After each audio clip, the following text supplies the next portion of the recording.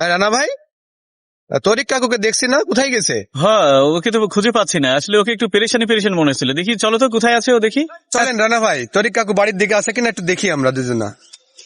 ও তরিক ভাই, তরিক ভাই বাড়িতে আছো নাকি? ও তরিক কাকু আছেন নাকি? বাড়ি থাকলে একটু বাইরে আসেন।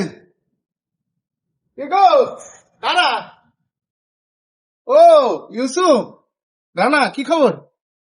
ঠিক আছে, কাটো। না আসি, এ কথা বলো না। বাড়ি ঘর ভেঙে গেছি, তারপরে রোজা রমজান মাস, এই জাকাত ফিতরার সময় হুজুর যে কড়া বয়ান দিল, আমার তো অবস্থা খুব একটা ভালো না। ব্যবসার 12টা বাজবে, অনেক টাকা জাকাতে চলে যাবে। খুব টেনশনে আছি রানা। আরে ভাই, এতে টেনশনের কি আছে? জাকাত তোমার উপরে তো জাকাত ফরজ। খরচ বুঝলাম ইউসুফ, হ্যাঁ কিন্তু চাচা, ব্যাপার হচ্ছে যে জাকাত ফিতরা সম্পর্কে আমরা তো খুব একটা ভালো আমি জানিনি।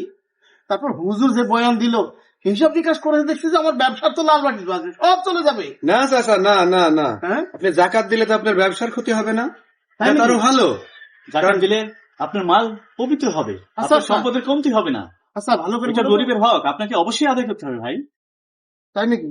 হ্যাঁ, আপনি অবশ্যই জাকাত দিবেন, কারণ জাকাত দিলে আপনার মাল কমবে না, আল্লাহর কাছে আপনার মাল আরো বেড়ে যাবে, আপনার ইনকাম আরো বেড়ে যাবে ইনশাআল্লাহ। আপনার ইনকামে অনেক বরকত হবে। আমি তো অনেক টেনশনে আছি। না না, এটা নিয়ে টেনশনের কিছু নাই তো। ভাই, এতে কোনো টেনশন কিছু নাই, টেনশন কিছু নাই। তাহলে সম্পদ সব ঠিক বাড়ে? আছে। অবশ্যই। হ্যাঁ, জাকাত দিলে সম্পদ পবিত্র হয়, বরকত হয়। আচ্ছা। এটা তো আল্লাহই বলে দিয়েছেন।